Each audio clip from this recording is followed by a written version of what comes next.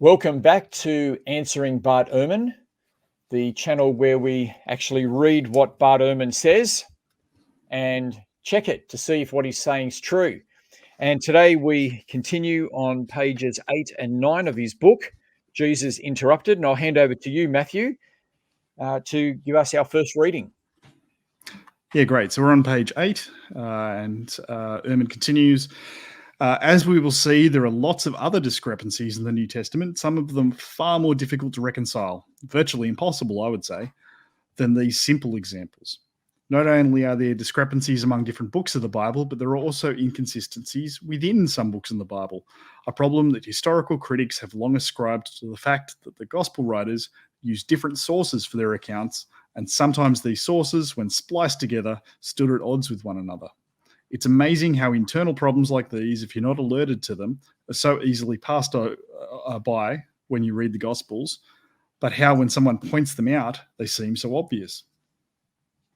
Got any thoughts on that, Sam? Okay. Well, I mean, he begins by saying, as we will see, there are lots of other discrepancies, which are far more difficult to reconcile. I mean, the ones that he's just mentioned before, if you look at our previous episodes, were basically non-existent. So, he's assuming a lot in that statement. But then his claim is that the Gospels have been put together from different sources and that they're contradictory.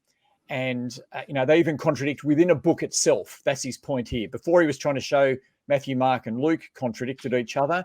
Now he's trying to say, within a book, it's contradictory. And so he's going to give us an example. So I might read that now.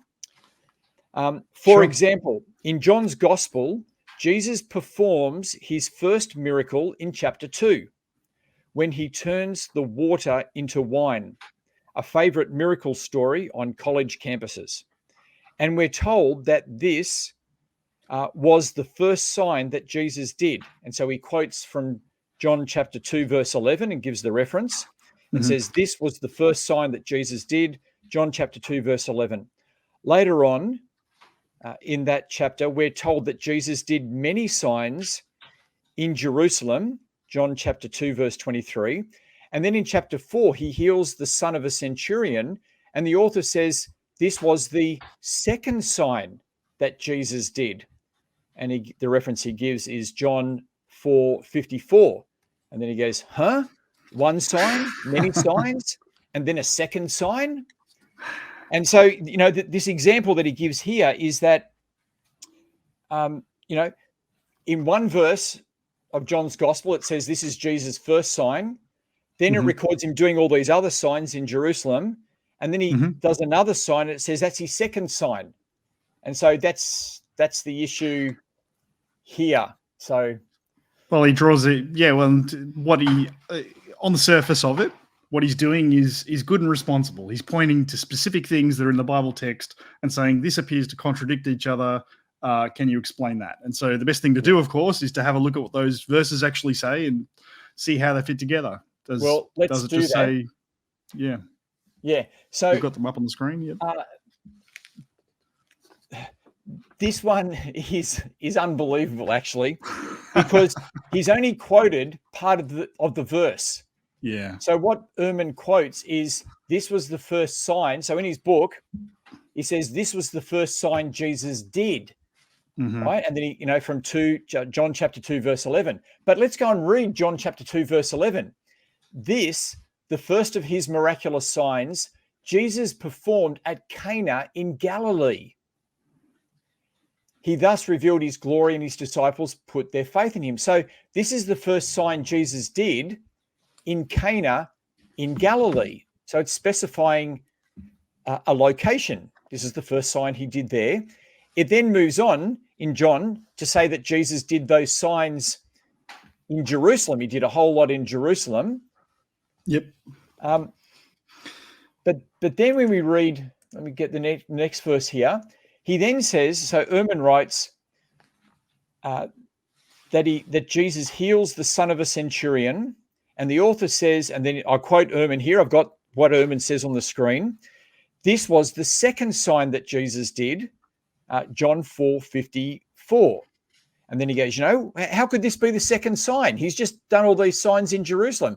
How could that be the case? Well, let's just read John 4:54, because it says this was the second miraculous sign that Jesus performed, having come from Judea to Galilee. So this is now specifying that this is the second sign he did in Galilee. Right? The first one being the water to Galilee, wine. and this is the second sign. So, I mean, what do you think about that, Matthew? Well, it's extraordinary, isn't it? Because it's all about just the location he does it in. The first sign that he did in Galilee, the second sign he did in Galilee was this one, and in between he did a bunch of other signs in a different location, which we're specifically told. And so at this point, you've just got to ask, I mean, I actually struggle to believe that this is a real problem for him because he knows how to read. And so I need to just ask, has he not read it, or is he being deliberately dishonest? Because there doesn't seem to be many other options, honestly. Yeah, you're absolutely right. It's almost as if he hasn't read these verses, or he hasn't even read it. I mean, the fact that he only quotes half of the verse to remove the location, you know, he's obviously got to make a choice to cut that verse off at a certain point to make his point. But think about how he's just loaded up this section of like this paragraph. He starts off saying there's lots of other discrepancies, some of them far more difficult to reconcile, virtually impossible, I would say. And then he leads into that. It's mind-boggling that this is supposed to knock over the reliability of the Bible. Yeah, so what have we seen here? We've seen that he's chopped off the location parts of the verses to make them say something they're not. And you know, and it seems that he's either being dishonest or just hasn't even read it. Maybe he's getting the arguments from someone else and he's just, you know, retelling them from someone else. I don't know. But again, if you trust Bart Ehrman, I just want you to realize that while this man may be presented as this academic who understands the Bible so well, when you actually take the time to read what he says, it appears that he's not even reading the verses. Right? He's not even letting the Bible speak for itself, and he's creating contradictions that are not even there in this case. Absolutely. I think we'll leave it there for today. So I think that takes care of itself. See everyone next episode. Bye. Thanks.